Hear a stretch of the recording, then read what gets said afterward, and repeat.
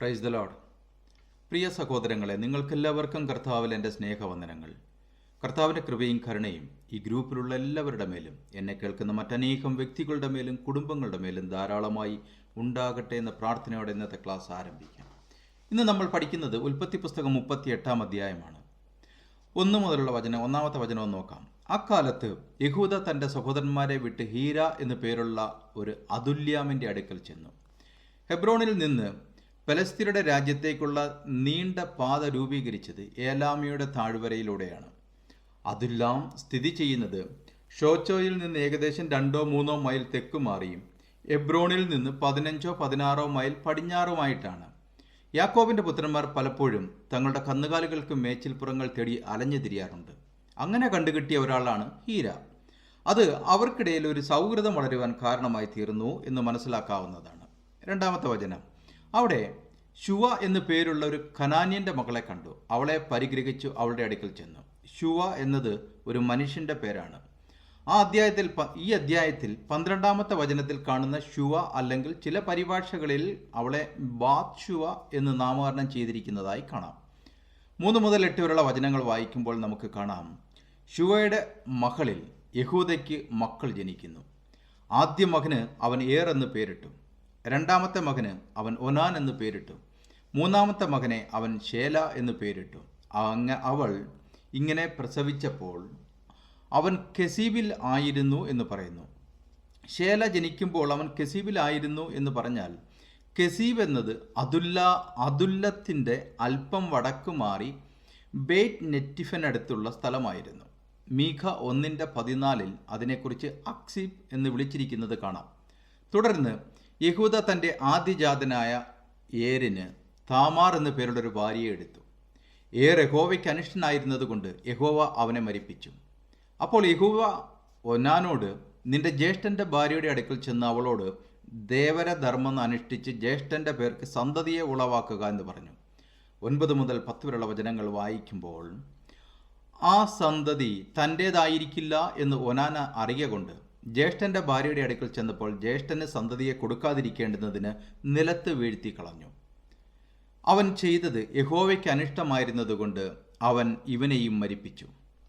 പരിശുദ്ധാത്മാവ് ഇവിടെ പ്രത്യേകമായി ഈ കാര്യം വിവരിക്കുന്നു. കാരണം ഇത് ഒരു പാപമാണെന്നുള്ളതാണ്. ഈ സ്വയം മലിനീകരണ പാപത്തിൻ്റെ സ്വഭാവത്തെയും വലിയ തിന്മയെയും കുറിച്ച് മനുഷ്യർക്ക് ഉപദേശം നൽകണമെന്ന് പരിശുദ്ധാത്മാവ് തീരുമാനിച്ചിരിക്കുന്നു എന്ന് മനസ്സിലാക്കാം. 11-ാമത്തെ വചനം. അപ്പോൾ യഹൂദ തൻ്റെ മരുമകളായ താമാറിനോട്, എൻ്റെ മകൻ ശേല പ്രാപ്തിയാവോളം നീ അപ്പൻ്റെ വീട്ടിൽ വിധവയായി പാർക്ക എന്ന് പറഞ്ഞു. ഇവനും സഹോദരന്മാരെ പോലെ മരിച്ചു പോകരുത് എന്ന് അവൻ വിചാരിച്ചു. അങ്ങനെ താമാർ അപ്പൻ്റെ വീട്ടിൽ പോയി പാർത്തു. 12 മുതൽ 15 വരെ വായിക്കുമ്പോൾ നമുക്ക് കാണാം, കുറേ കാലം കഴിഞ്ഞിട്ട് ശുവയുടെ മകൾ യഹൂദയുടെ ഭാര്യ മരിച്ചു. യഹൂദയുടെ ദുഃഖം മാറിയ ശേഷം അവൻ അതുല്യാമിനായ ഹീരയോടുകൂടെ തൻ്റെ ആടുകളുടെ രോമം കത്തിരിക്കുന്ന അടിയന്തരത്തിന് പോയി. ഈ വിവരം താമാറിന് അറിവ് കിട്ടി. ശേല പ്രാപ്തിയായിട്ടും തന്നെ അവന് ഭാര്യയായി കൊടുത്തില്ല എന്ന് കണ്ടിട്ട് അവൾ വൈദവ്യ വസ്ത്രം മാറ്റിവെച്ചു. ഒരു മൂടുപടം മൂടി പുതച്ചു തിമ്നയ്ക്ക് പോകുന്ന വഴിക്കുള്ള എനയും പട്ടണത്തിൻ്റെ ഗോപുരത്തിലിരുന്നു. യഹൂദ അവളെ കണ്ടപ്പോൾ അവൾ മുഖം മൂടിയിരുന്നത് കൊണ്ട് ഒരു വേശ്യ എന്ന് നിരൂപിച്ചു. 16 മുതൽ 17 വരെയുള്ള വചനങ്ങൾ.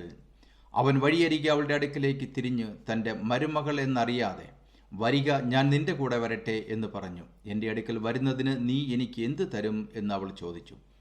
ഞാൻ ആട്ടിൻകൂട്ടത്തിൽ നിന്നൊരു കോലാട്ടിൻകുട്ടിയെ നിനക്ക് കൊടുത്തയക്കാം എന്ന് അവൻ പറഞ്ഞു. നീ കൊടുത്തയക്കുമ്പോഴും ഒരു പണയം തരുമോ എന്ന് അവൾ ചോദിച്ചു. സ്ത്രീയുടെ ബുദ്ധി എത്ര ഭയങ്കരമാണെന്ന് നോക്കുക. 18 മുതൽ 23 വരെയുള്ള വചനങ്ങൾ.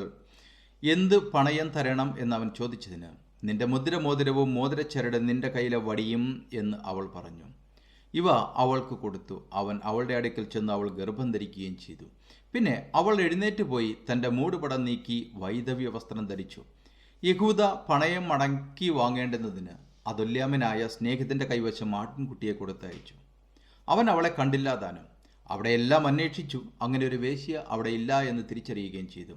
അപകീർത്തി ഉണ്ടാകാതിരിക്കാൻ അവൾ അതെടുത്തു കൊള്ളട്ടെ എന്ന് യഹൂദ തീരുമാനിച്ചു. 24 മുതൽ 26 വരെയുള്ള വചനങ്ങളൊന്ന് വായിക്കാം. ഏകദേശം 3 മാസം കഴിഞ്ഞിട്ട് നിന്റെ മരുമകൾ താമാർ പരസംഗം ചെയ്തു, പരസംഗത്താൽ ഗർഭിണിയായിരിക്കുന്നു എന്ന് യഹൂദയ്ക്ക് അറിവ് കിട്ടി. യഹൂദ അവളെ പുറത്തു കൊണ്ടുവരുവീൻ, അവളെ ചുട്ടുകളയണം എന്ന് പറഞ്ഞു. അവളെ പുറത്തു കൊണ്ടുവന്നപ്പോൾ അവൾ അമ്മായിയപ്പൻ്റെ അടുക്കൽ ആളയച്ചു, ഇവയുടെ ഉടമസ്ഥനായ പുരുഷനാലാകുന്നു ഞാൻ ഗർഭിണിയായിരിക്കുന്നത്. ഈ മുദ്രമോതിരവും മോതിരച്ചരടും വടിയും ആർക്കുള്ളതെന്ന് നോക്കി അറിയണം എന്ന് പറയിച്ചു. യഹൂദ അവയെ അറിഞ്ഞു. അവൾ എന്നിൽ നീതിയുള്ളവൾ, ഞാൻ അവളെ എൻ്റെ മകൻ ശേലാവിന് കൊടുത്തില്ല എന്ന് പറഞ്ഞു. അതിൽ പിന്നെ അവളെ പരിഗ്രഹിച്ചതുമില്ല. 27 മുതൽ 30 വചനങ്ങൾ. അവൾക്ക് പ്രസവകാലമായപ്പോൾ അവളുടെ ഗർഭത്തിൽ ഇരട്ടപ്പുള്ളകളുണ്ടായിരുന്നു. അവൾ പ്രസവിക്കുമ്പോൾ ഒരു പിള്ള കൈ പുറത്തേക്ക് നീട്ടി. അപ്പോൾ സ്തുതികർമ്മിണി ഒരു ചുവന്ന നൂലെടുത്ത് അവൻ്റെ കൈക്ക് കെട്ടി, ഇവൻ ആദ്യം പുറത്തു വന്നു എന്ന് പറഞ്ഞു. അവനോ കൈ പിന്നെയും അകത്തേക്ക് വലിച്ചു. അപ്പോൾ അവൻ്റെ സഹോദരൻ പുറത്തു വന്നു. നീ ഛിദ്രമുണ്ടാക്കിയതെന്ത് എന്ന് അവൾ പറഞ്ഞു. അതുകൊണ്ട് അവന് പെരേസ് എന്ന് പേരിട്ടു. അതിൻ്റെ ശേഷം കൈമേൽ ചുവന്ന നൂലുള്ള അവൻ്റെ സഹോദരൻ പുറത്തു വന്നു. അവന് സേരഹ് എന്ന് പേരിട്ടു. ഇന്നത്തെ ക്ലാസ് ഇവിടെ അവസാനിക്കുന്നു.